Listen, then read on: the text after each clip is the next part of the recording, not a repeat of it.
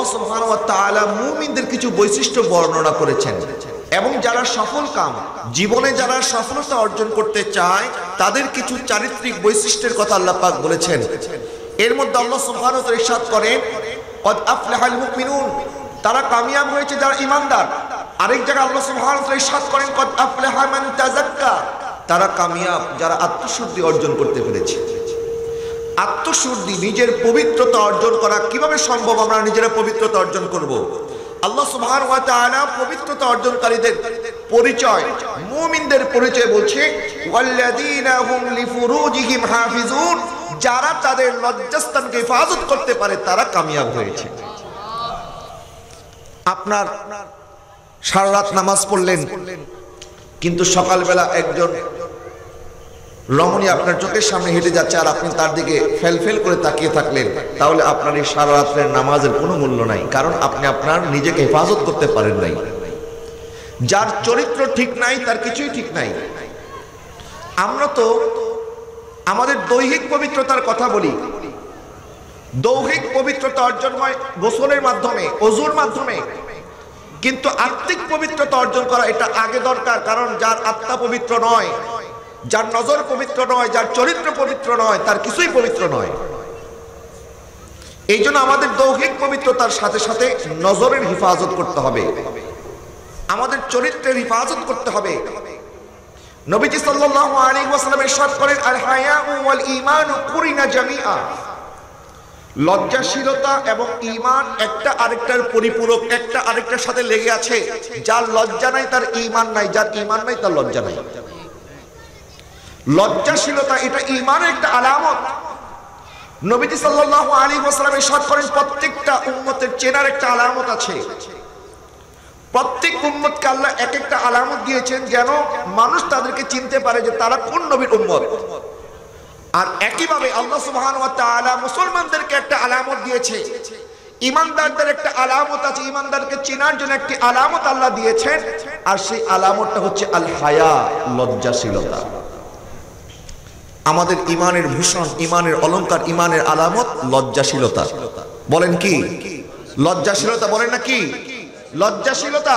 আর আজকে আমাদের কারো লজ্জা নাই, না পুরুষের হায়া আছে না নারীর হায়া আছে, আমরা কেউ কাউকে লজ্জা পাই না। অথচ এটা তো আমাদের ঈমানদারের পোশাক, এটা তো আমাদের ঈমানদারের ভূষণ। আজকে পোশাক ছাড়া যেমন একটি খালি গায়ের মধ্যে কেউ দাঁড়ালে তাকে মানুষ ছিছি করবে, ঠিক একইভাবে আমরা দাবি করছি আমরা মুসলমান, দাবি করছি ঈমানদার, কিন্তু আসলে আমাদের লজ্জা নাই। যদি লজ্জা না থাকে তাহলে এই ঈমানের দাবি কোনো কাজে আসবে না। কথা বলেন ঠিক কিনা? আল্লাহ সুবহানাহু ওয়া তাআলা আমাদেরকে ইরশাদ করেন ওয়ামান কানা ফি হাদিহি আমা ফাহুয়া ফিল আখিরাতি আমা ওয়া আদাল্লু সাবিলা, যারা দুনিয়াতে অন্ধ হয়ে থাকে কাল কিয়ামতের ময়দানে আল্লাহ তাদেরকে অন্ধ করে কবর থেকে তুলবেন। দুনিয়ার মধ্যে যারা অন্ধ, এখানে কেউ অন্ধ নাই। আপনারা বলবেন হুজুর আমার তো দুই চোখ আছে, আমি তো অন্ধ না। তো আল্লাহ তারপর অন্ধ কেন বললেন? আল্লাহ আমাদেরকে অন্ধ বলেছেন যে যারা দুনিয়াতে অন্ধ হয়ে থাকে কাল কিয়ামতের ময়দানে আল্লাহ তাদেরকে অন্ধ করে তুলবেন। অন্ধ মানে এই চোখের অন্ধত্ব নয়, কলবের অন্ধত্ব। আল্লাহ সুবহানাহু ওয়া তাআলা আমাদের এই চোখ দিয়েছেন, এই চোখ দিয়ে গুনাহ করার জন্য দেয় নাই। আল্লাহ পাক বলছেন আলাম নাজআল লাহু আইনাইন ওয়া লিসানান ওয়া শাফাতাইন ওয়া হাদাইনাহু নাজদাইন, আমি কি তোমাকে দুই চোখ দেই নাই? এই দুই চোখ তো আমি তোমাকে এই জন্য দেই নাই যে তোমার চোখের কারিশমা মানুষকে দেখাবে আর মানুষ থেকে লাইক আর কমেন্টস খুঁজবে। আজকে আমার কিছু বন্ধুরা আছেন যারা তাদের ছবি ফেসবুকে, ইনস্টাগ্রামে, পাবলিক প্লেসের মধ্যে ওপেন করে দেয় যেন মানুষ দেখে একটু লাইক দেয়, কমেন্টস করে, সুন্দর সুন্দর কমেন্টস পাওয়ার জন্য। যারা নিজের রূপের বাহাদুরি করেন এবং নিজের রূপকে মানুষের সামনে প্রদর্শন করেন, এই রূপ দান করেছেন কে? বলেন না, দান করেছেন কে? আল্লাহ দান করেছেন। তো আল্লাহ তো এই চোখ মানুষকে দেখানোর জন্য দেয় নাই। আল্লাহ পাক বলছেন আলাম নাজআল লাহু আইনাইন ওয়া লিসানান ওয়া শাফাতাইন, আমি কি তোমাকে একটি ঠোঁট, একটি জিহ্বা, দুইটি ঠোঁট দান করিনি? আজকে এমন হয়েছে আল্লাহ সুবহানাহু ওয়া তাআলা আমাকে আর আপনাকে যে ঠোঁট দিয়েছেন, এমন এমন অবস্থা হয়ে গেছে এখন মানুষ ঠোঁটকে প্লাস্টিক সার্জারি করার মাধ্যমে ঠোঁটের আকৃতি পরিবর্তন করতে চায়। নাউজুবিল্লাহ বলেন না। অথচ যিনি আপনার খালেক, যিনি আপনার মালিক, যিনি আপনার রাজিক, যিনি আপনাকে এত সুন্দর করে সৃষ্টি করেছেন, আপনি তার সৃষ্টি পছন্দ হয় না। এখন দেখা যায় অনেক জায়গায় তারা ঠোঁট বড় করতে চায় বা ছোট করতে চায়, চেহারার বিভিন্ন আকৃতি প্রকৃতি তারা চেঞ্জ করতে চায়, যে আল্লাহ তাকে যেভাবে সৃষ্টি করেছে সে ওইভাবে সন্তুষ্ট না। কিন্তু যারা যারা এই কাজ করেছে আমরা দেখতে পেয়েছি 2, 4, 5 বছর যাওয়ার পরে তাদের আর এই আকৃতি ভালো লাগে না, তারা আবার আগের রূপে ফেরত আসতে চায়। কিন্তু আল্লাহ বলে না, আমার বিধান তুমি মানো নাই, তুমি নিজের চেহারা বিকৃতি ঘটিয়েছো। যারা যারা এই কাজ করেছে তারা কেউ বাঁচতে পারে নাই, সবাই ক্যান্সার অথবা বিভিন্ন রোগে আক্রান্ত হয়ে মারা গেছে। কথা বলেন না ঠিক কিনা? তো আমরা দেখতেছি যে তাদের শাস্তি তো আল্লাহ দুনিয়াতেই দিয়ে দিলেন। 5 বছর আগে আপনার কাছে মনে হয়েছে আমার ঠোঁটটা এরকম মোটা না হয়ে যদি একটু চিকন হয় ভালো হয়, তো 5 বছর পরে মানুষের মাইন্ড চেঞ্জ হয়ে যায়। একটা মোবাইল এরকম 1 বছর 2 বছর ইউজ করার পর আর ভালো লাগে না, তো এরকম আপনি দেখলেন যে আপনার 5 বছর পর এই ঠোঁট আর আপনার ভালো লাগবে না, তখন এখন আপনি যদি চান আপনার ঠোঁটের পরিবর্তন করতে পারবেন না। একবার করে ফেললে আবার দ্বিতীয়বার করা অসম্ভব হয়ে যায়, বা দ্বিতীয়বার যদি করেন তাহলে আপনার জন্য এটা অনেক রিস্কি ব্যাপার, মৃত্যু ঝুঁকি আছে। তা আল্লাহ সুবহানাহু ওয়া তাআলা বলছেন, আমি তো তোমাকে 2 চোখ আমি দিয়েছি, তোমার জিহ্বা তোমার ঠোঁট আমি আল্লাহ দান করেছি। ওয়া হাদাইনাহুন নাজদাইন, আমি তোমাকে 2টা রাস্তা দেখিয়েছি, এক জান্নাতের রাস্তা আরেক জাহান্নামের রাস্তা, এক সহজ সরল রাস্তা আরেক বাঁকা রাস্তা, এক শয়তানের রাস্তা আরেক রহমানের রাস্তা। তো তুমি আমি রহমানের রাস্তা ছেড়ে কেন তুমি শয়তানের রাস্তায় গিয়েছো? যে চোখ আমি তোমাকে দিয়েছি এই চোখের হেফাজত কেন তুমি করো নাই? যে ঠোঁট আমি তোমাকে দিয়েছি এই ঠোঁটের হেফাজত কেন করো নাই? এই কারণে আল্লাহ পাক বলে, যারা দুনিয়াতে অন্ধ মতো থাকে, অর্থাৎ আল্লাহর বিধিবিধান না মেনে মানুষকে দেখানোর জন্য নিজের চোখের, নিজের রূপের, নিজের ঠোঁটের, নিজের চেহারার সৌন্দর্য মানুষের কাছে প্রকাশ করে, আল্লাহ পাক তাদেরকে কাল কিয়ামতের ময়দানে অন্ধ করে তুলবেন। জোরে বলুন নাউজুবিল্লাহ। প্যারে হাজরিন, সমস্ত কিছুর জবাব দিয়ে আল্লাহর দরবারে আমাকে আর আপনাকে করতে হবে। এই জন্য আমার নবী চমৎকার একটি হাদিস বলেছেন, আমি এই হাদিসের আলোকে কয়েকটি কথাবার্তা আপনাদের সামনে উপস্থাপন করব। আজকে নিজে থেকে আমি কিছু বলার দরকার নাই, আমার ওয়াজ শোনা আপনার দরকার নাই, বরং আপনি এতটুকু জানলেই যথেষ্ট যে আমার নবী কি বলেছেন। কথা বলেন ঠিক কিনা? নবীর কথার চাইতে, নবীর হাদিসের চাইতে দামি কোনো কথা আছে? নাই। কারণ নবীজি সাল্লাল্লাহু আলাইহি ওয়াসাল্লাম যখন কথা বলতেন, যখন নবীজি তাকাল্লুম করতেন, হযরত আব্দুল ইবনে আব্বাস রাদিয়াল্লাহু তাআলা উনি বলেন, ইজা তাকাল্লামা কান্নুরু ইজা তাকাল্লামা রুইয়া কান্নুর ইয়াখরুজু মিন বাইনাস সানায়া।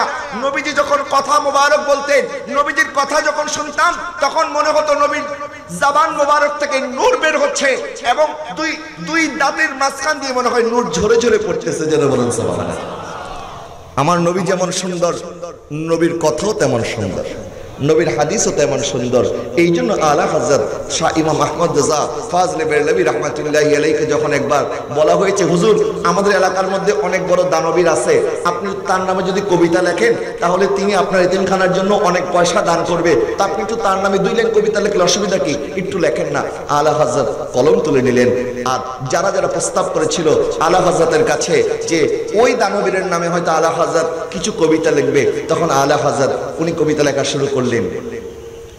करु मदह अहले दुअल रज़ा पर इस बाला में मेरी भला मैं गदा है अपने करीम का मेरा दीन पाराए ना नहीं। আমি যদি আজকে কবিতা না লেখার কারণে বিপদেও পড়ি তাহলে আমার কোনো আপত্তি নাই, কারণ আমি তো আমার দয়াল নবীর গদা, আমি তো দয়াল নবীর গোলাম। এই কলম একমাত্র দয়াল নবীর জন্য উঠবে, আর কারোর জন্য উঠবে না, কারণ আমার নবীর কাসিদা আমি সামান্য রুটির কাছে বিক্রি করব না। জোরে বলুন সুবহানাল্লাহ। আল্লাহ হযরত বলে, তোমরা বলছো তার নামে কবিতা লেখার জন্য? আরে মানুষের গুণ তালাশ করতে গেলে মানুষের দোষ বের হয়ে যায়, আর কাফের মুশরিক যারা আমার নবীর দোষ তালাশ করতে গেছে তার আমার নবীর গুণ দেখে মুগ্ধ হয়ে মুসলমান হয়ে গেছে। দুনিয়ার মানুষের গুণ তালাশ করতে করতে দোষ বের হয়ে যায়, আর আমি তো সেই মুস্তাফার কাসিদা লিখি, वो कमाल हुस्न हुजूर हैं कि गुमान नक्स जहां नहीं, यही फूल खार से दूर हैं, यही शम्आ के धुआं नहीं।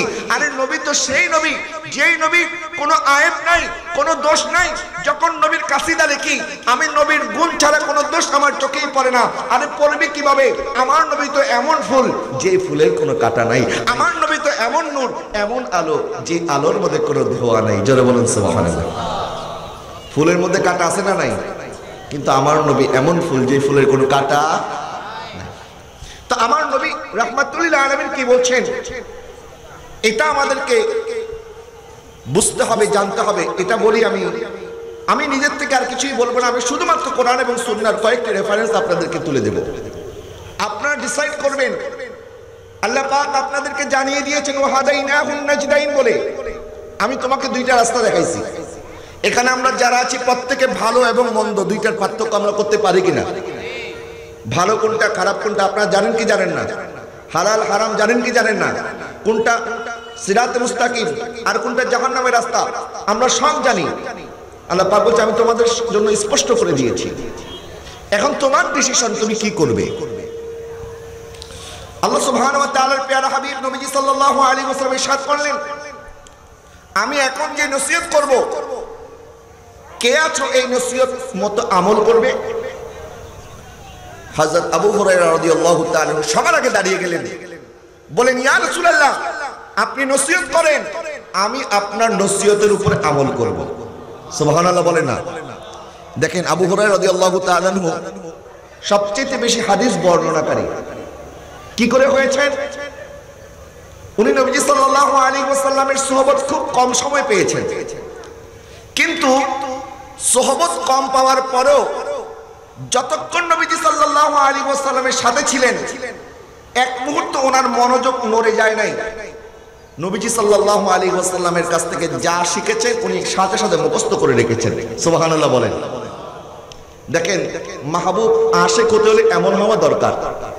নবীজি সাল্লাল্লাহু আলাইহি ওয়াসাল্লাম বললেন, আবু হুরায়রা সারাক্ষণ আমার মজলিসে বসে থাকো, একটু আমার মজলিস কম আসা যাওয়া করো, এত বেশি আসা যাওয়া, এত সারাক্ষণ আমার সামনে বসে থাকো, তোমার কষ্ট হয় না? তো নবীজি সাল্লাল্লাহু আলাইহি ওয়াসাল্লাম একটু পরীক্ষা করার জন্য হযরত আবু হুরায়রাকে বললেন। আবু হুরায়রা রাদিয়াল্লাহু তাআলা বললেন, আচ্ছা ঠিক আছে দেখি। তো আস্তে আস্তে এক পা করতে করতে উনি পিছনে চলে গেলেন এবং একটি খেজুর গাছের পিছনে যখন চলে গেলেন, সামান্য মুহূর্ত যখন আমার দয়াল নবীকে উনি দেখতে পাচ্ছেন না, আবু হুরায়রা রাদিয়াল্লাহু তাআলা আনহু দৌড় দিয়ে নবীজির কদমে চলে আসলেন, বলেন হুজুর এক মুহূর্ত পর্যন্ত আপনি নবীকে ছাড়া আমি থাকতে পারবো না। হুজুর সামান্য এই একটি খেজুর গাছ থেকে আপনি আড়াল হয়েছেন, আর এই আড়াল আমি আবু হুরায়রা বরদাস্ত করতে পারি না। জোরে বলুন সুবহানাল্লাহ। বলেন হুজুর আমার জন্য একটু দোয়া করেন, কারণ আমি অনেক হাদিস আপনার কাছ থেকে শুনি কিন্তু আমি মনে রাখতে পারি না। আমার নবী বললেন, তোমার চাদরটা দাও। নবীজি সাল্লাল্লাহু আলাইহি ওয়াসাল্লাম ওই চাদর মোবারকের মধ্যে তিনবার কিছু একটি ঢাললেন, বলেন আবু হুরায়রা এখন এই চাদরটা বুকের সাথে মালিশ করো। হযরত আবু হুরায়রা রাদিয়াল্লাহু তাআলা আনহু বুকের সাথে মালিশ করতে দেরি। এরপর থেকে হযরত আবু হুরায়রা বলেন, যেদিন আমার দয়াল নবী আমাকে ওই 3 কোষ ঢালার পরে ওই চাদর মোবারক বুকের মধ্যে মালিশ করতে বলেছেন, এরপর থেকে আমার দয়াল নবী যা বলেছেন আমি আর কোনোদিন ভুলি নাই। জোরে বলুন সুবহানাল্লাহ। তাহলে আমার নবী চাইলে ইলমে দ্বীন দিতে পারে কি পারে না? স্মরণ শক্তি চাইলে দিতে পারে কি পারে না? পারে। ইন্নামা আনা কাসিমুন ওয়াল্লাহু ইউতি। আল্লাহ হচ্ছে দাতা, নবীজি হচ্ছে বন্টনকারী। আলা হযরত শাহ ইমাম আহমদ রেজা ফাজলে বেরলভী রাহমাতুল্লাহি আলাইহি এইজন্যই বলেছেন, আরশে হক হে মুসনদে রিফাত রাসূলুল্লাহ কি দেখেনি হে হাশর মে इज्जत रसूलुल्लाह की ला व रब्बिल अर्श जिसको जो मिला उनसे मिला बटती है कौनैन में नेमत रसूलुल्लाह की। सुबहानाल्लाह বলেন। আমার নবী ইরশাদ করলেন, আমি এখন যে নসিহত করব এই নসিহতের উপরে কে কে আমল করবে? হযরত আবু হুরায়রা সবার আগে বললেন, হুজুর আমি আমল করব। নবীজি হযরত আবু হুরায়রা রাদিয়াল্লাহু তাআলা হাত মুবারক ধরলেন। নবীজির হাত মুবারক যখন হযরত আবু হুরায়রা হাতের মধ্যে লাগলো, নবীজি প্রথম নসিহত করলেন, ইত্তাকিল মাহারিম তাকুন আ'বাদান নাস। আবু হুরায়রা গুনাহ থেকে নিজেকে বাঁচাও, তাহলে তুমি আল্লাহর নেক বান্দা হয়ে যাবে। নেক আমল করা অনেক ভালো কাজ, নামাজ, রোজা, হজ, যাকাত, দান, খায়রাত, কোরআন তেলাওয়াত সব ভালো কাজ, কিন্তু নেক আমলের চাইতে ভালো হচ্ছে গুনাহ থেকে নিজেকে বাঁচানো। আপনি নামাজ পড়লেন, আরেকজনের গীবত করলেন, তাহলে এই নামাজের কোনো দাম আছে? সারা রাত তাহাজ্জুদ পড়লেন, সকালবেলা বেগানা নারীর সাথে ঘুরতে গেলেন, এই নামাজের কোনো দাম আছে? নাই। তার মানে যতক্ষণ আমরা গুনাহ থেকে নিজেকে পবিত্র করতে না পারবো, ততক্ষণ আমাদের ইবাদত, বন্দেগী, রিয়াজত, সাধনা আল্লাহর দরবারে কবুলই হবে না। ইবাদত কবুল হওয়ার পূর্ব শর্ত হচ্ছে আমাদেরকে গুনাহ থেকে নিজেকে বাঁচাতে হবে। আপনি বলেন আমি নামাজও পড়বো, গুনাহও করব, একদিক দিয়ে শয়তানকে খুশি করবেন, আবার আল্লাহকে খুশি করবেন, না, একসাথে দুইটা হবে না। হয় আপনাকে আল্লাহকে খুশি করতে হবে, নয় শয়তানকে ছাড়তে হবে, দুইটার একটা কাজ করতে হবে। আপনি ময়লার বাগানে বসে কখনোই সুগন্ধি পাবেন না, সুগন্ধি পেতে হলে ফুলের বাগানে যেতে হবে। আপনি ময়লার মধ্যে বসে যদি আপনি বলেন আমি পবিত্রতা অর্জন করব, কখনোই সম্ভব নয়। পবিত্র হতে হলে আপনাকে পরিষ্কার পানির মধ্যে যেতে হবে, অপবিত্র পানি আপনাকে পরিষ্কার করতে পারবে না। এই গ্লাসটা মনে করেন ময়লা, আমি যত দামি পানি এখানে ঢালি না কেন, যত পিওর মিনারেল ওয়াটার এখানে ঢালি না কেন, পানি ঢালতে দেরি হবে। এই গ্লাস অপরিষ্কার থাকার কারণে, গ্লাস নোংরা হয়ে যাওয়ার কারণে পানিও নোংরা হয়ে যাবে। নাকি পানি পবিত্র থাকবে? না, পানি তো পবিত্র, পানির তো কোনো দোষ নাই। তো পানি কেন অপবিত্র হবে? কারণ পাত্রটা অপবিত্র। ঠিক একইভাবে আল্লাহ সুবহানাহু ওয়া তাআলা ইরশাদ করেন, কদ আফলাহা মান তাযাক্কা, তারা কামিয়াব হয়েছে যারা আত্মশুদ্ধি অর্জন করতে পেরেছে। নামাজ এবং ইবাদত বন্দেগী আমাদের তখন কাজে লাগবে যখন আমরা প্রকৃতপক্ষে আত্মশুদ্ধি অর্জন করতে পারবো। নিজের জিসিমকে আগে পবিত্র করেন, নিজের কলবকে পবিত্র করেন, আত্মাকে পবিত্র করেন, এই আত্মা কাজে আসবে। ইয়াউমা লা ইয়ানফাউ মালুন ওয়ালা বানুন ইল্লা মান আতাল্লাহা বিকলবিন সালিম। আল্লাহ বলে তোমার মাল এবং সন্তান তোমার কোনো কাজে আসবে না, তোমার কাজে আসবে পবিত্র আত্মা। তো এই পবিত্র আত্মা কি করে অর্জিত হবে? যখন আপনি আপনার নজরের হেফাজত করবেন, যখন আপনার চরিত্রের হেফাজত করবেন, যখন আপনার লজ্জাস্থানের হেফাজত করবেন। নবীজি সাল্লাল্লাহু আলাইহি ওয়াসাল্লাম ইরশাদ করেন, মাই ইয়াতমানুলি মা বাইনা লিহইহি ওয়া মা বাইনা রিজলাইহি আতমানু লাহুল জান্নাহ। যে দুইটা জিনিসের জামানত আমি নবীকে দিতে পারবে, এক, তার দুই ঠোঁটের মাঝখানে যা আছে, অর্থাৎ জিহ্বা, যে ঠোঁটের মাঝখানে, আমাদের ঠোঁটের মাঝখানে জিহ্বার হেফাজত যদি আমরা করতে পারি, এবং ওয়ামা বাইনা রিজলাইহি, আমাদের দুই উরুর মাঝখানে যা আছে, আমাদের লজ্জাস্থান, আমার নবী ইরশাদ করেন, আতমানু লাহুল জান্নাহ, আমি তাকে জান্নাতের গ্যারান্টি দেব। আরো জোরে বলুন না সুবহানাল্লাহ। শুধুমাত্র দুইটা জিনিসের জামানত দিলে আমরা জান্নাতে যেতে পারবো, বেশি কিছু লাগবে না। কয়টা জিনিস? এটা আওয়াজ করে বলুন, কয়টা? দুইটা। মা বাইনা লিহইহি ওয়া মা বাইনা রিজলাইহি। নবীজি সাল্লাল্লাহু আলাইহি ওয়াসাল্লাম ইরশাদ করেন, যে দুইটা জিনিসের জামানত দিবে, আদমানু লাহুল জান্নাহ। এটি সহিহ বুখারী এবং মুসলিমের হাদিস। আপনার জিহ্বা হেফাজত আপনি করেন, নবীজি ইরশাদ করেছেন, কম খাও, কম হাসো, কম ঘুমাও এবং কম কথা বলো। আর আমরা উল্টা করি। নবীজি সাল্লাল্লাহু আলাইহি ওয়াসাল্লাম বলেছেন, এই জিহ্বার মাধ্যমে অনেক গুনাহ হয়ে যায়। কারণ আপনি মানুষকে গালি দেন জিহ্বার মাধ্যমে, মিথ্যা কথা বলেন জিহ্বার মাধ্যমে, গীবত করেন জিহ্বার মাধ্যমে, চুগলখড়ি করেন জিহ্বার মাধ্যমে। এই কাজগুলি জিহ্বার মাধ্যমে হয়। এই জন্য নবীজি বলেছেন কথা কম বলো, আর যদি কথা চুপ থাকো এটাই তোমার জন্য ভালো। কারণ চুপ থাকার মধ্যে নাজাত আছে, কথা বলার মধ্যে নাজাত নাই। কথা বললেই দ্বন্দ্ব বাড়বে। আপনি মনে করেন দুজনের মধ্যে ঝগড়া লেগেছে, আপনি সঠিক, আপনার দাবিগুলি সঠিক, সব ঠিক আছে, কিন্তু আপনি যতই তর্ক করবেন তর্ক কখনো শেষ হবে না। বাস আপনি যখনই চুপ হয়ে যাবেন দেখবেন সেও চুপ হয়ে গেছে। তার মানে চুপ থাকার মধ্যে নাজাত আছে। দয়াল নবী ইরশাদ করলেন, 2 নাম্বার, ওয়ামা বাইনা রিজলাইহি, যে ব্যক্তি তার 2 রানের মাঝখানে লজ্জাস্থানের হেফাজত করতে পারবে, চরিত্রের হেফাজত করতে পারলে আমার দয়াল নবী আমাদেরকে জান্নাতের গ্যারান্টি দিয়েছে। আচ্ছা, নবীর গ্যারান্টির মধ্যে কি কোনো সন্দেহ আছে? আমরা সন্দেহ করতে পারবো না। আমাদের দোকানদাররা যখন গ্যারান্টি দেয়, আর গ্যারান্টি কার্ড নিয়ে দোকানের মধ্যে গেলে তারা টিনের চশমা পরে থাকে, বলে কোত্থেকে আসছেন, আপনাকে তো চিনি না। দোকানের মানুষ গ্যারান্টি দিয়ে ভুলে যায়, কিন্তু আমার দয়ার নবী ভুলবে না। নবীজি সাল্লাল্লাহু আলাইহি ওয়াসাল্লাম গ্যারান্টি দিয়েছেন, আমরা দুইটা জিনিস ইবাদত করতে পারলে নবীজি আমাদেরকে নিয়ে জান্নাতে চলে যাবেন। সুবহানাল্লাহ বলেন না? এই দুইটা জিনিস হেফাজত করা আমাদের জন্য খুব কঠিন কিছু নয়। প্রিয় হাজরিন, আজকে অনেক তরুণ তরুণী বলেন, হুজুর আমরা তো এখন এই হারাম রিলেশনের মধ্যে আছি, এখন তো আমরা এখান থেকে বের হতে পারছি না, কারণ আমি তাকে কথা দিয়ে ফেলেছি।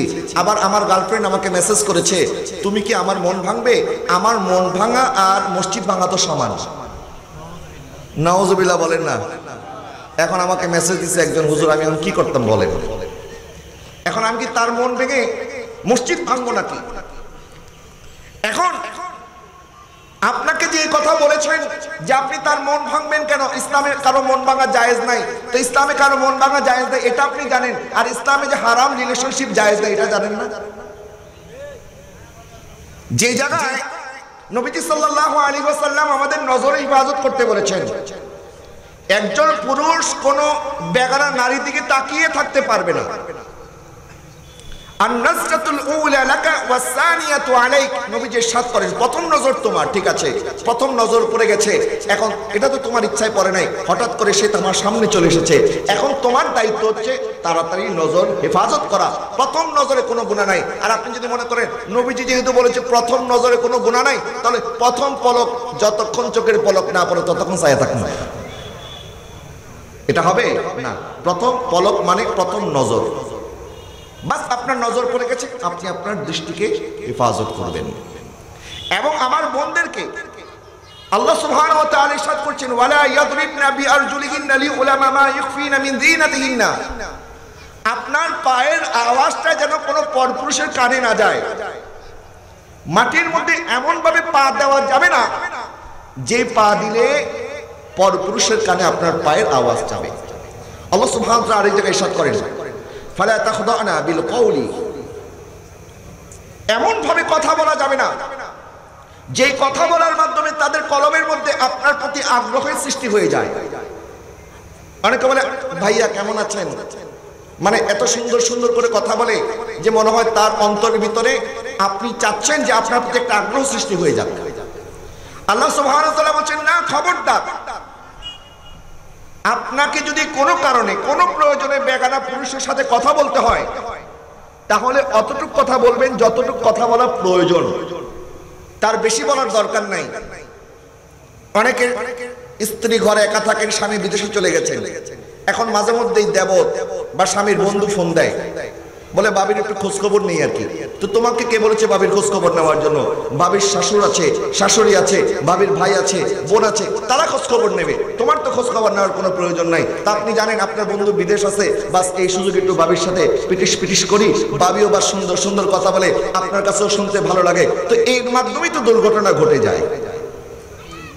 কথা বলেন না ঠিক কিনা? আল্লাহ সুবহানাহু ওয়া তাআলা ইরশাদ করছেন, ওয়ালা তাকরাবুল ফাওয়াহিশা, খারাপ কাজ করা তো যাবেই না, খারাপ কাজের কাছেও যাওয়া যাবে না। ওয়ালা তাকরাবুল ফাওয়াহিশ, তোমরা খারাপ কাজের কাছেও যেও না যে কাজ করার মাধ্যমে আপনাকে গুনার প্রতি মানুষ দাওয়াত দেয়, আপনার অন্তরে ওয়াসওয়াসা চলে আসতে পারে।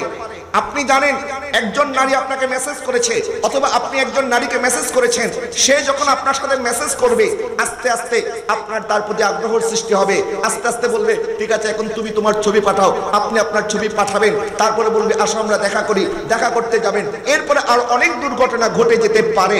এই জন্য আল্লাহ পাক ইরশাদ করেছেন, ওয়ালা তাকরাবুল ফাওয়াহিশা মা যাহারা মিনহা ওয়া মা বাতানা, তোমরা গুনাহ তো করতে পারবেই না, বরং প্রকাশ্য অপ্রকাশ্য সমস্ত গুনাহ থেকে তোমরা দূরে থাকো।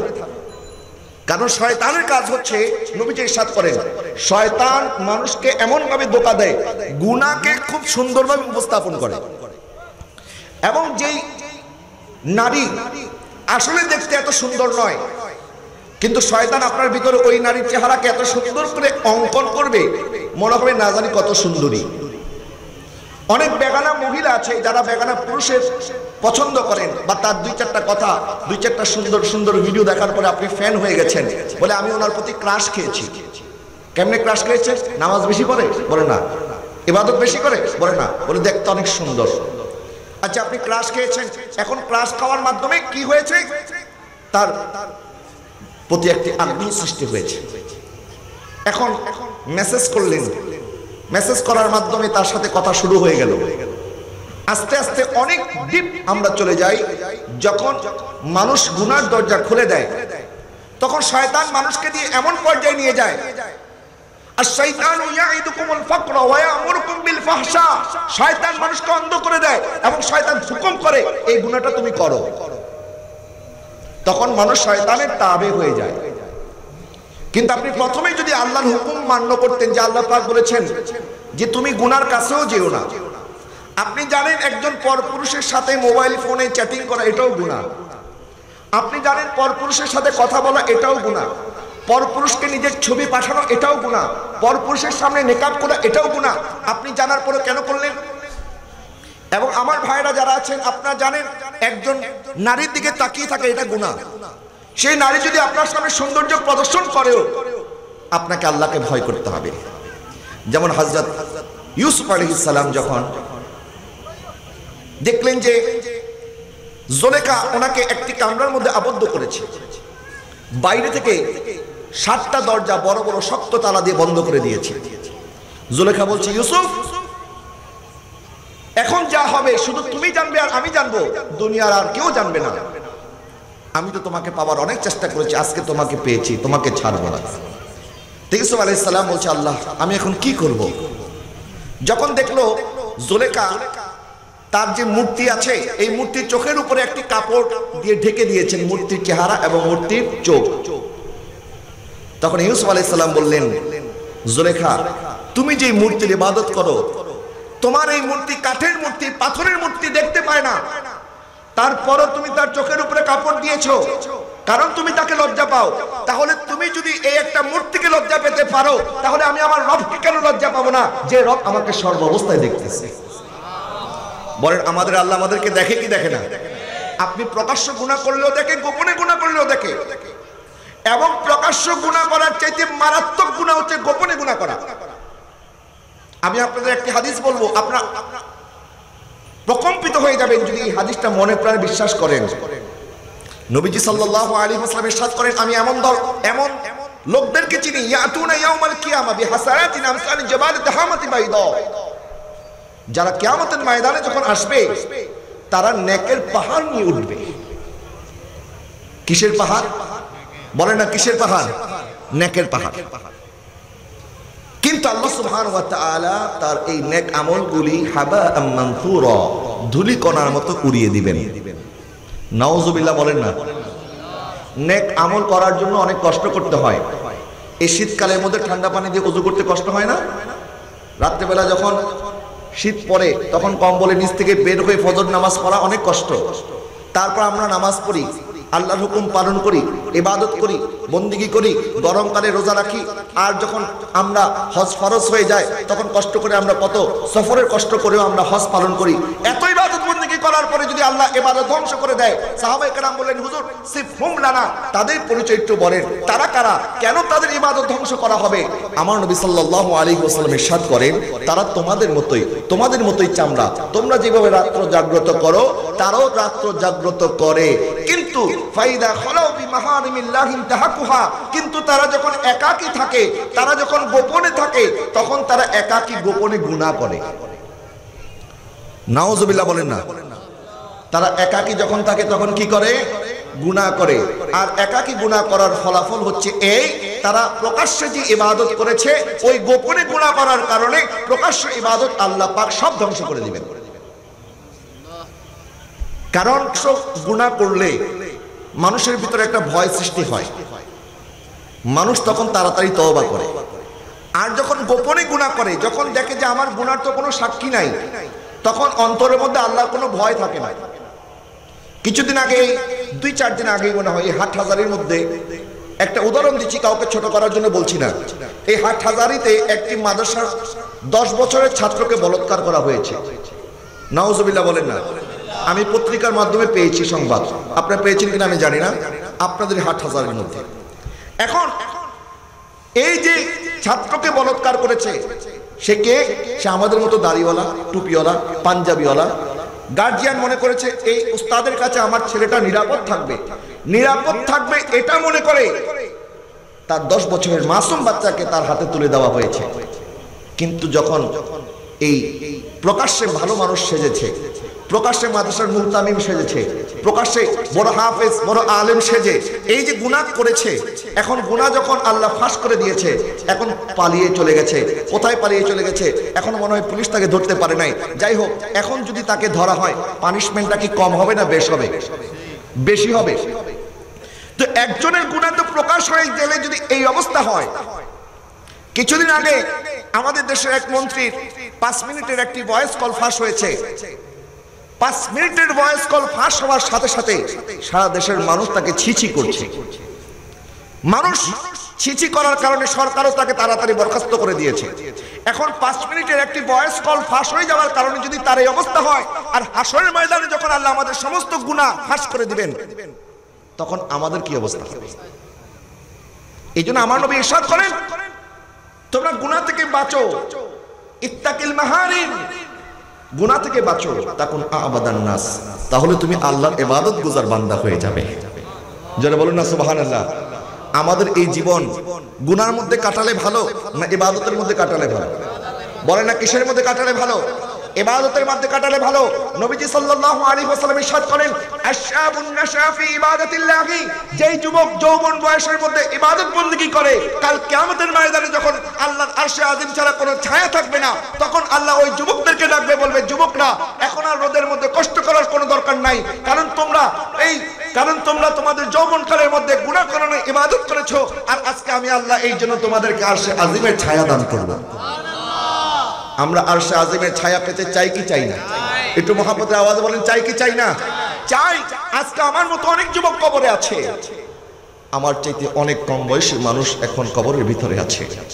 প্যারে হাজরিন, আল্লাহকে ভয় করেন, গুনাহ থেকে নিজেকে বাঁচান, এবং আমার মা বোনদেরকে বলে আপনি পর্দার ইবাদত করেন, কারণ আল্লাহ সুবহানাহু ওয়া তাআলা মৃত্যুর পরেও একজন নারীর পর্দার হেফাজতের জন্য 5 কাপড়ে তাকে দাফন এবং কাফন দেওয়ার কথা বলেছে।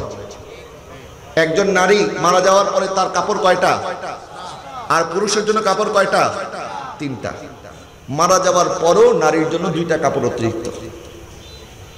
হযরত আব্দুল্লাহ ইবনে আব্বাস রাদিয়াল্লাহু তাআলা বলেন, উনি একটি মজলিসের মধ্যে বসে আছেন, আর এক মহিলা পর্দা করে যাচ্ছেন। তো উনি ওনার সাথে যে তাবিঈনগণ ছিলেন, উনি বললেন, তোমরা কি জান্নাতি মহিলা দেখতে চাও? বলে, জি, আমরা জান্নাতি মহিলা দেখতে চাই। বলে, ওই যে দেখছো পর্দা করে একটা মহিলা হেঁটে যাচ্ছে, এই মহিলা হচ্ছে জান্নাতি। আরো জোরে বলো না সুবহানাল্লাহ। বলে, তাকে আমি জান্নাতি বলি নাই, বরং তাকে দো জাহানের বাদশা আমার দয়াল নবী জান্নাতি বলেছি। বলে, কিভাবে? বলে, এই মহিলার একটা রোগ আছে, রোগটা হচ্ছে মৃগী রোগ। তো এই মহিলা নবীজির কাছে এসে বললেন, ইয়া রাসূলুল্লাহ, আমার তো মৃগী রোগ হয়, তো আপনি যদি একটু দোয়া করেন আল্লাহ তো অবশ্যই কবুল করবে। হুজুর, আল্লাহর কাছে দোয়া করেন আল্লাহ যেন আমার মৃগী রোগ থেকে পরিপূর্ণ শেফা দান করে। তো আমার নবীজি ইরশাদ করলেন, তুমি যদি চাও আমি তোমার জন্য মৃগী রোগ থেকে বাঁচার জন্য দোয়া করব না, তুমি যদি চাও আমি আল্লাহর কাছে দোয়া করব আল্লাহ এই রোগের বিনিময়ে তোমাকে যেন জান্নাত দান করে। আর যারা বলেন না সুবহানাল্লাহ। বলে, হুজুর ঠিক আছে, বেচা কিনা আমার রোগের মাধ্যমে আমি জান্নাত কিনতে চাই, আল্লাহ যেহেতু আমাকে রোগ দিয়েছেন, ঠিক আছে আমি সবর করব হুজুর, আমি সবর করতে রাজি। আপনি যখন বলেছেন জান্নাত আল্লাহ আমাকে দিবেন, আমি যদি সবর করতে পারি হুজুর আমি সবর করব, আল্লাহ যেন আমাকে জান্নাত দান করে। তবে হুজুর আমার আরেকটা দরখাস্ত। বলে, কি? বলে, হুজুর আমি যখন রোগাক্রান্ত হয়ে যাই, আমার যখন মৃগী রোগ শুরু হয়ে যায়, তখন তো মানুষ বেহুশ হয়ে যায়, আর বেহুশ হয়ে যাওয়ার কারণে উনি বলেন আমার অওরাত খুলে যায়, আমার লজ্জাস্থান খুলে যায়, পোশাক খুলে যাওয়ার কারণে মানুষ আমার লজ্জাস্থান দেখে ফেলে। হুজুর আপনি দোয়া করেন যেন আমার মৃগী রোগ হওয়ার পরও আমার আওরাত না খুলে, আমার পর্দা যেন না ছুটে যায়। আমার দয়াল নবী রাহমাতুল্লিল আলামিন আল্লাহর কাছে দোয়া করলেন যে আল্লাহ এই মহিলা রোগাক্রান্ত হয়েছে কিন্তু তারপরে সবর করে জান্নাত খরিদ করেছে, আল্লাহ তোমার কাছে দোয়া করি এই মহিলার যখন মৃগী রোগ হবে তখন তার পর্দার যেন কোনো নষ্ট না হয়, মানুষ যেন তার পর্দা মানুষ যেন তার আওরাত না দেখে। আমার দয়াল নবী দোয়া করলেন, আল্লাহ দোয়া কবুল করলেন। হযরত আব্দুল ইবনে আব্বাস রাদিয়াল্লাহু তাআলা বলেন, এই মহিলার এখনো মৃগী রোগ হয়, কারণ সে এই মৃগী রোগের মাধ্যমে জান্নাত কিনে নিয়েছে, কিন্তু নবী দোয়া করার কারণে তার পর্দা খুলে যায় না। দেখেন, রোগাক্রান্ত হয়ে যাওয়ার পরেও যেন পর্দা না খুলে যায়, এটা সাহাবায়ে কেরাম কিভাবে পর্দার হেফাজত করেছেন। এবং মা আয়েশা, মা ফাতেমা জাহরা রাদিয়াল্লাহু তাআলা আনহা এমন ভাবে পর্দা করতেন, দুনিয়াতে তো ওনাকে কেউ দেখেই নাই, এবং উনি ওসিয়ত করেছেন আমি যখন ইন্তেকাল করব আমার জানাজা কাফন দাফন যেন গভীর রজনীতে হয়, দুনিয়ার মানুষ তো আমাকে দেখে নাই, আমার কফিনটাও যেন কেউ না দেখে। সুবহানাল্লাহ বলেন না। আর এখন আমার বোনরা করোনার মধ্যে মাস্ক পরে নাই, বলে মাস্ক পরলে আমি যে সুন্দর, এটা মানুষ কেমনে দেখবে, এত সুন্দর করে আমি সেজেছি, লিপস্টিক লাগিয়েছি, এখন মার্কেটে যাওয়ার পরে যদি মাস্ক লাগায় ঘুরি, তো এখন আমার এই সৌন্দর্য তো মানুষ দেখবে না। আরে সৌন্দর্য তো আল্লাহ দিয়েছেন, এই সৌন্দর্য এখন আছে, কালকে এই সৌন্দর্য থাকবে না। মানুষের সৌন্দর্য তো কয়েকদিনের, চামড়া যখন ভাঁজ পড়ে যাবে, চোখের নিচে যখন কালি জমে যাবে, তখন আর কেউই তাকাবে না।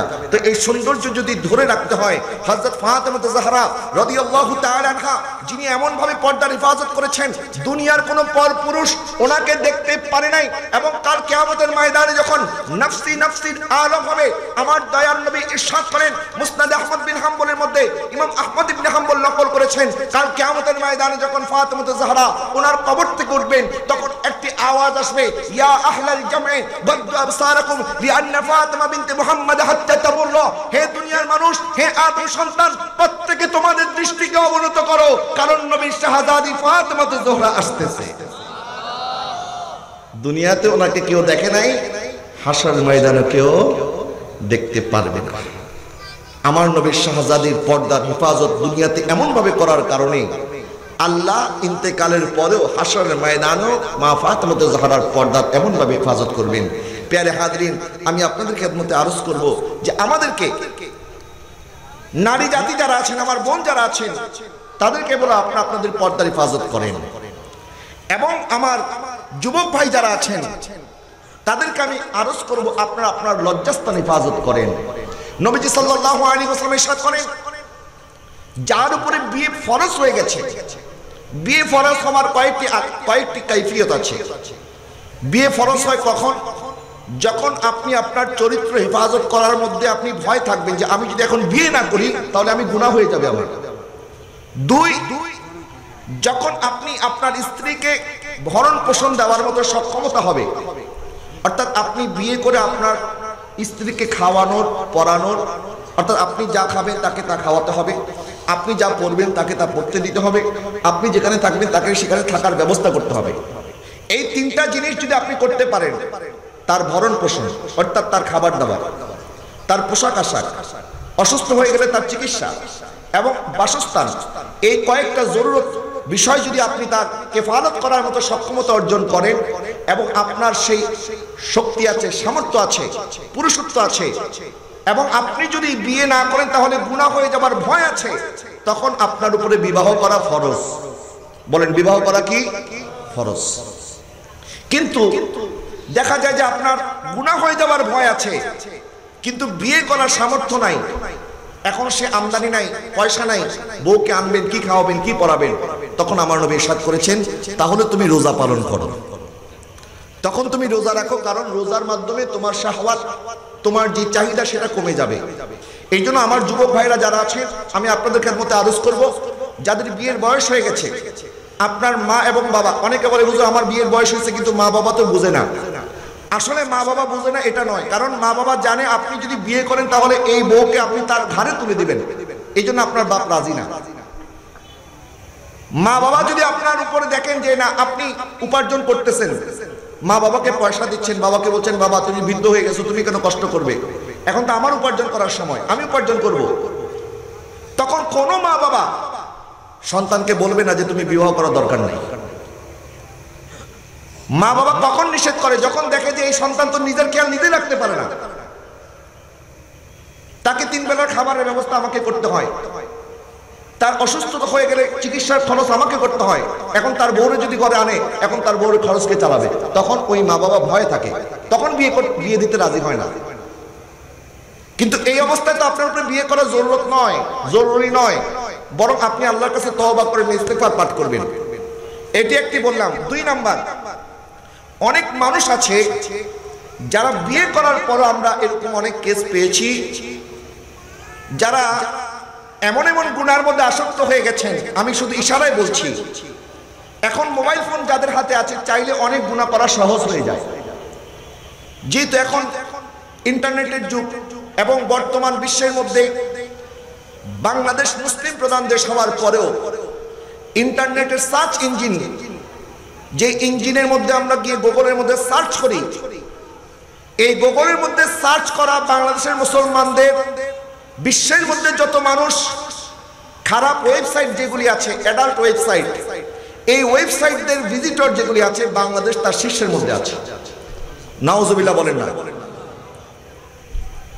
বাংলাদেশের কিছুদিন আগে পত্রিকার মধ্যে প্রকাশিত হয়েছে যে এই দেশের অর্ধেক ইন্টারনেট ব্যবহার হয় অশ্লীল দৃশ্য দেখার মধ্যে।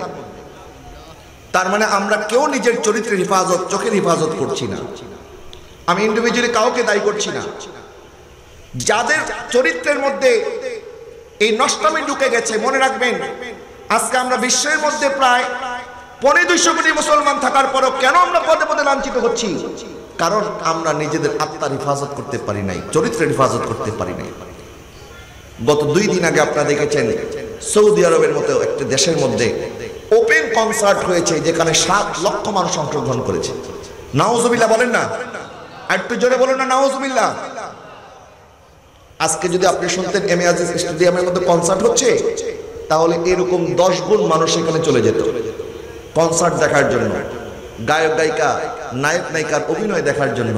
প্যারে হাজরিন, আমরা কিভাবে গুনার দিকে ধাবিত হচ্ছি? আমি বলছিলাম, আমি আপনাদের খেদমতে আরজ করছি, যাদের এই বদ অভ্যাস আছে, যারা এই গুনার মধ্যে আদি হয়ে গেছে, অনেকে বিবাহ করার পরও স্ত্রীকে সময় না দিয়ে এই গুনার মধ্যে থাকেন, তাদের ক্ষেত্রে আমি একটি পরামর্শ দেব। আল্লাহকে তো ভয় করতেই হবে, আল্লাহকে ভয় করার ছাড়া তো কোনো উপায় নাই। কিন্তু আপনি কয়েকটা অভ্যাস যদি আত্মস্থ করতে পারেন, তাহলে আপনার কাজে লাগতে পারে। এর মধ্যে একটি নাম্বার আমি আপনাকে বলবো, আপনি কখনোই একাকী থাকবেন না। কারণ একাকী থাকলেই মানুষ এই গুনার প্রতি উৎসাহিত হয়। কিছু মানুষ আছে দেখবেন, বন্ধু বান্ধবের সাথে বেশি সময় কাটাতে চায় না, পরিবারকে সময় দেয় না, খালি মোবাইল ফোন নিয়ে ব্যস্ত, তার মানে তার ওই রোগ আছে। যাদের এই রোগ আছে, আপনি যদি আপনার রোগ বুঝলেন, তাহলে আপনাকে চিকিৎসা করতে হবে। চিকিৎসা হচ্ছে আপনি কখনোই একাকী থাকবেন না, সব সময় বন্ধু বান্ধবকে নিয়ে থাকবেন, আত্মীয় স্বজনের সাথে থাকবেন, তাদের সাথে কথাবার্তা বলবেন। যখন আপনার ঘুমানোর সময় হবে, শুধুমাত্র যখন দেখবেন যে আপনি একদম অনেক ক্লান্ত হয়ে গেছেন, এখন আপনি বিছনায় গেলেই ঘুমিয়ে পড়বেন, তখন আপনি শুধুমাত্র একাকী হয়ে বিছনার মধ্যে ঘুমাতে যাবেন, এর আগে বিছনার মধ্যে যাবেন না। 2 নাম্বার, যারা যেই জায়গার মধ্যে বসে গুনাহ করতে অভ্যস্ত, মনে করেন আপনি আপনার রুমের মধ্যে, বেডরুমের মধ্যে এই গুনাহটা আপনি করেন সবসময়, তা আপনি তাড়াতাড়ি বেডরুম চেঞ্জ করে ফেলেন, রুম পরিবর্তন করে ফেলেন। আপনার মাকে বলেন, মা তুমি এই রুমে চলে আসো, আমি তোমার রুমে চলে যাব। রুম পরিবর্তন করার মাধ্যমে তখন এই গুনাহ আপনার অন্তর থেকে আস্তে আস্তে ডিলিট হতে থাকবে। আপনি যদি চেয়ারে বসে এই গুনাহ করতে অভ্যস্ত থাকেন, তাহলে আপনি বিছনার মধ্যে চলে যাবেন। যদি বিছনার মধ্যে এই গুনাহ করতে অভ্যস্ত থাকেন, তাহলে আপনি চেয়ারের মধ্যে চলে আসবেন, জায়গা পরিবর্তন করবেন। এবং সর্বশেষ আপনাদের খেদমতে আরজ করব, যদি আল্লাহকে ভয় না করেন এবং নিজের নজরের হেফাজত না করেন, তাহলে মনে রাখবেন কাল কিয়ামতের ময়দানে আল্লাহ সুবহানাহু ওয়া তাআলা আমাদেরকে যে শাস্তি দিবেন, আল্লাহ পাক বলছেন, ফামাসবারহুম আলান নার, তারা কি জাহান্নামের আযাব সহ্য করতে পারবে? তারা কি সবর করতে পারবে? জাহান্নামের সর্বনিম্ন আযাব হবে আপনার পায়ের মধ্যে আল্লাহ সুবহানাহু ওয়া তাআলার ফেরেশতারা আগুনের জুতা পরিয়ে দিবে। নাউজুবিল্লাহ বলেন।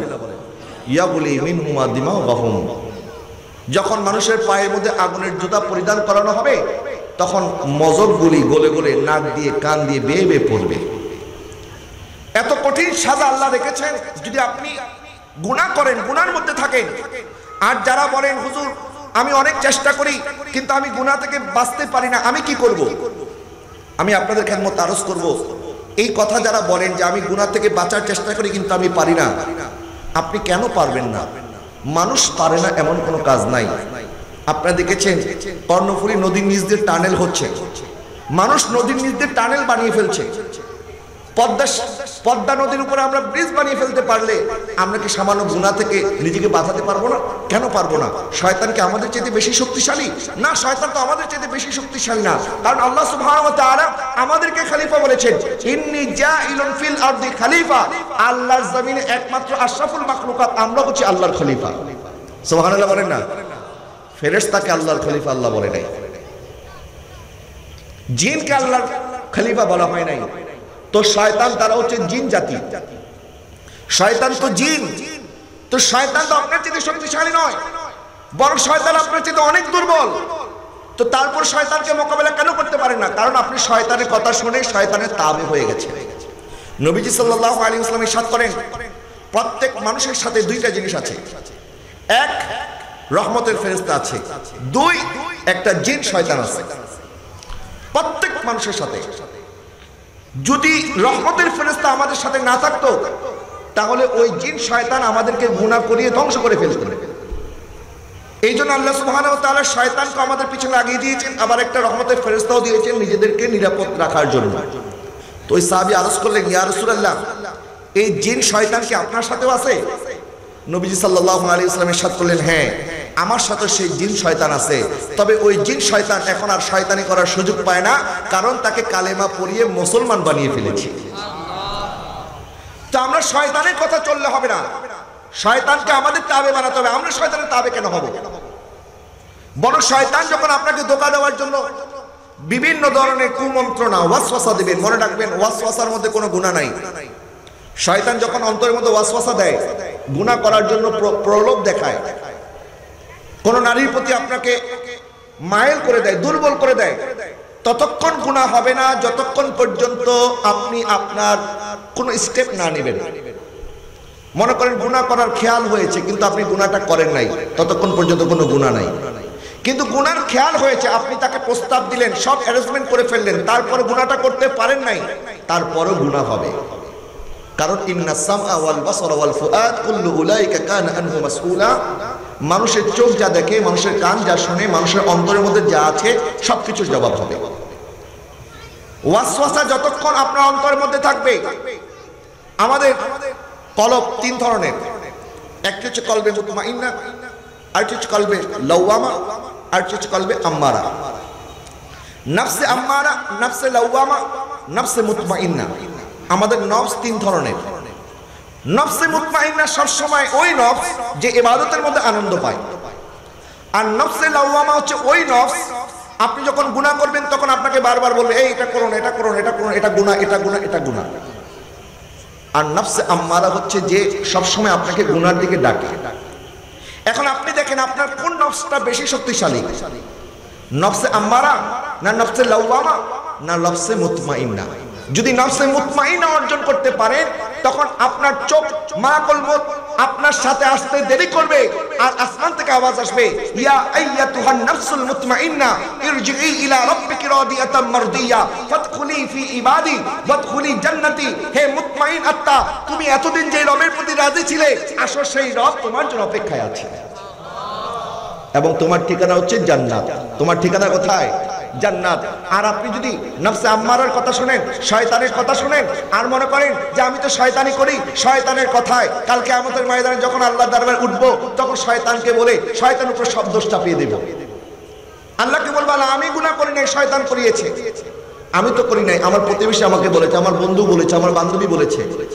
আরেকজনকে দোষারোপ করার জন্য মানুষ কাল কিয়ামতের ময়দানে যখন উঠবে তখন আল্লাহ শয়তানকে তার সামনে এনে দেবে, শয়তানের সাথে আপনার কথা হবে। শয়তান তখন বলবে, ইন্নাল্লাহা ওয়া'আদাকুম ওয়া'দাল হক্ক ওয়া'আদতুকুম ফাআখলাফতুকুম। আমার আল্লাহ তোমার সাথে যা ওয়াদা করেছে আল্লাহ তা পূরণ করেছে। আল্লাহর যে শাস্তির কথা বলেছে সেটাই হবে, এবং তুমি যদি আল্লাহর হুকুম মানতে তাহলে আল্লাহ যে পুরস্কারের কথা বলেছে তুমি সেই পুরস্কার পেতে। আর আমি তোমাকে যে ওয়াদা করেছিলাম তোমার সাথে, আমি এই ওয়াদার খেলাফ করলাম, আমি তোমাকে দিয়ে কোনো গুনাহ করাই নাই, আমি তো শুধু তোমাকে গুনার জন্য দাওয়াত দিয়েছি, আর কাজটা তুমি করেছো। তুমি যদি না করতে তাহলে আমি তোমাকে এই কাজ করাতে পারতাম না। ফালা তালুমুনি ওয়ালুমু আনফুসাকুম, এই জন্য আমাকে দায়ী না করে তুমি নিজেকে দায়ী করো। শয়তান বলবে তুমি তোমাকে দায়ী করো, এই নারীর সাথে জিনা তুমি করেছো, নারীর সাথে ফোনে কথা তুমি বলেছো, অবৈধ রিলেশন তুমি করেছো। অথচ আল্লাহ সুবহানাহু ওয়া তাআলা তো এগুলি করতে নিষেধ করেছেন, আল্লাহর হাবিব নিষেধ করেছেন। তাহলে তুমি কেন করেছো? আমি শয়তানের কথা কেন শুনেছো? আল্লাহর কথা কেন শোনো নাই? রাসূলের কথা কেন শোনো নাই? সুতরাং আজকে আমাকে শয়তানকে দায়ী করার কোনো যুক্তি নাই, বরং তুমি নিজেকে দায়ী করো। শয়তান তখন আপনাকে বলবে তুমি তোমাকে দায়ী করো। প্যারে হাজরিন, তার মানে শয়তানের কথা শুনে যদি আপনি গুনাহ করেন, কিয়ামতের ময়দানে শয়তানের কথা বলে কোনো পার পাওয়া যাবে না। এবং যারা দুনিয়াতে এই সমস্ত গুনাহ করেছেন, সাহাবায়ে কেরামের অন্তরের মধ্যে এমন ভয় ছিল। এক সাহাবী, মহিলা সাহাবী, উনি জিনা করার পরে নবীজির কাছে দৌড়ে আসলেন, বলেন হুজুর আমি জিনা করে ফেলেছি, আপনি আমাকে শাস্তি দেন। এখন বিবাহিত নারী যখন জিনা করে তার শাস্তি হচ্ছে মৃত্যুদণ্ড। তো নবীজি সাল্লাল্লাহু আলাইহি ওয়াসাল্লাম দেখলেন এই মহিলা গর্ভবতী হয়ে গেছে। নবীজি সাল্লাল্লাহু আলাইহি ওয়াসাল্লাম বললেন যে তুমি আগে সন্তান প্রসব করো, তারপরে এসে আমার কাছে বলে তখন শাস্তি দেব। তো নবীজি সাল্লাল্লাহু আলাইহি ওয়াসাল্লাম তো রাহমাতুল লিল আলামিন, নবীজি চেয়েছেন যে তুমি ঘরে চলে যাও, তওবা করো, আল্লাহ মাফ করে দিবে, আর আসার দরকার নাই। কিন্তু এই কথাটা নবীজি স্পষ্ট করে বলেন নাই। হয়তোবা নবীজির ভিতরে ছিল, নবী চান নাই তাকে শাস্তি দেওয়ার জন্য। কিন্তু এই নারী ঠিকই যখন সন্তান দুনিয়াতে ভূমিষ্ঠ হয়েছে আবার দৌড়ে নবীজির কাছে চলে এসেছে, বলে হুজুর এই হচ্ছে আমার এই হারাম সন্তান, তাকে আপনার কাছে রাখেন এবং আমাকে শাস্তি দিয়ে দুনিয়া থেকে ফারেক করে দেন। তখন নবীজি সাল্লাল্লাহু আলাইহি ওয়াসাল্লাম বললেন এখন তো তার দুধ পান করার বয়স, এখন তোমাকে যদি শাস্তি দেয় সে কার দুধ পান করবে? যাও ঘরে নিয়ে যাও, 2 বছর পর্যন্ত দুধ পান করাও, তারপরে আসিও। তখনও হয়তো আমার নবীজির উদ্দেশ্য ছিল যে 2 বছরের মধ্যে তওবা করলে আল্লাহ হয়তো মাফ করে দেবে, এই মহিলা হয়তো আর আসবে না। কিন্তু 2 বছর পর ওই মহিলা ঠিকই আবার চলে এসেছে। আসার পরে নবীজির হাতের মধ্যে, তার বাচ্চার হাতের মধ্যে একটি রুটি দিয়ে নবীজিকে দেখাচ্ছে, হুজুর দেখেন এই বাচ্চা এখন নিজের খাবার নিজে খেতে পারে, হুজুর এখন আর তাকে খাবার খাওয়ায় দেওয়ার কোনো প্রয়োজন হয় না, হুজুর আমাকে শাস্তি দেন। আমার নবী তখন তাকে শাস্তি দিল এবং আমার দয়াল নবী বলেন এই মহিলা জান্নাতে চলে গেছে। আরো জোরে বলুন না সুবহানাল্লাহ। এরকম আরেকজন সাহাবী আছেন, মাইস ইবনে মালিক আল-আসলামি রাদিয়াল্লাহু তাআলা আনহু, যিনি জিনা করার পরে নবীজির কাছে আসলেন, বলেন হুজুর তাহরিনি, আমাকে পবিত্র করেন। নবীজির ডান পাশে এসে যখন বলেছে, নবীজি বাম পাশে মুখ ফিরিয়ে নিয়েছেন। নবীজি কথাটা শুনেন নাই, এমন একটি অবস্থা যে তুমি যা বলেছো আমি শুনি নাই, চলে যাও। মানে তাকে পাত্তা দেয় নাই, গুরুত্ব দেয় নাই যে তোমার কথা আমি শুনি নাই, মনে করো আমি শুনি নাই, আমি জানি না কি করেছো, যাও আল্লাহর কাছে তওবা করো। নবীজি সাল্লাল্লাহু আলাইহি ওয়াসাল্লাম তাকে এইভাবে সুযোগ দিতে চেয়েছেন। আবার বাম দিকে চলে আসলেন, বলে হুজুর তাহরিনি, হুজুর আমাকে পবিত্র করেন। নবীজি আবার ডান দিকে ফিরে গেলেন। কিন্তু ওই সাহাবী নাছোড় বান্দা, কারণ সে জানে দুনিয়ার সাজার চাইতে আখিরাতের সাজা বড় কঠিন। দুনিয়াতে হয়তো তাকে শাস্তি দিয়ে মৃত্যুদণ্ড কার্যকর করার মাধ্যমে তার আযাব কিয়ামতের ময়দানে আল্লাহ হয়তো হালকা করে দিবেন, যে তার শাস্তি যেহেতু দুনিয়াতে হয়ে গেছে, আখিরাতে তার কোনো শাস্তি হবে না। ওই সাহাবীরা আখিরাতকে এত ভয় পেয়েছেন যে আল্লাহ গুনাহ যা করেছি শাস্তি দুনিয়াতে হয়ে যাক, আখিরাতে যেন কোনো শাস্তি না হয়। মাইস আসলামি বারবার আমার নবীকে বলছেন তাকিনি ইয়া রাসূলুল্লাহ, তাকিনি ইয়া রাসূলুল্লাহ। তো আমার নবী শেষবারের বার জিজ্ঞাসা করলেন ফিমা আতাহরুকা, আমি তোমাকে কি থেকে পবিত্র করব, কি থেকে পবিত্র অর্জন করতে চাচ্ছ? বলে হুজুর মিনাজ জিনা, বলে হুজুর আমি জিনা করে ফেলেছি। নবীজি সাল্লাল্লাহু আলাইহি ওয়াসাল্লাম বললেন ঠিক আছে। বারবার তো নবীজি মুখ মুবারক পরিবর্তন করেছেন, দিক পরিবর্তন করে তাকে যাওয়ার সুযোগ করে দিয়েছেন। কিন্তু ওই সাহাবীর অন্তরের মধ্যে এত ভয় যে আমি যদি জিনা করার পরে দুনিয়াতে শাস্তি না হয় তাহলে আখিরাতে আমার অনেক বড় শাস্তি হবে, আখিরাতের শাস্তি তো বড় কঠিন। তো নবীজি সাল্লাল্লাহু আলাইহি ওয়াসাল্লাম হুকুম করলেন যে তাকে রজম করো। পাথর নিক্ষেপ করে তাকে যখন হত্যা করা হয়েছে, তার মৃত্যুদণ্ড যখন কার্যকর হয়েছে, কিছু কিছু সাহাবী ওনার একটু সমালোচনা করলেন, বলেন নবীর সাহাবী হয়ে এমন গুনাহ করে? তা আমার দয়াল নবী সাল্লাল্লাহু আলাইহি ওয়াসাল্লাম ওই সাহাবায়ে কেরামকে বলেন খবরদার, আমার মায়েস ইবনে মালিক আসলামের কোনো সমালোচনা করবে না, কারণ সে আল্লাহর দরবারে এমন ভাবে তওবা করেছে, তার তওবা যদি মদিনাবাসীর জন্য বন্টন করে দেওয়া হয়, সকল মদিনাবাসীর তওবা এতটুকুর জন্য যথেষ্ট হয়ে যাবে। নবীজি সাল্লাল্লাহু আলাইহি ওয়াসাল্লাম বললেন, খবরদার মায়েস আসলামের বিরুদ্ধে একটা কথা বলবে না, কারণ সে এমন ভাবে খালেস তওবা করেছে, তার তওবা আল্লাহর দরবারে এমন ভাবে কবুল হয়েছে, তার তওবা যদি মদিনাবাসীর মধ্যে বন্টন করে দেওয়া হয় তাহলে তোমাদের সবার জন্য যথেষ্ট হবে। সে এমন ভাবে তওবা করেছে। দেখেন, তওবা শুধু তওবা করে নাই, বরং আখিরাতের শাস্তি থেকে বাঁচার জন্য দুনিয়ার শাস্তি বেছে নিয়েছে।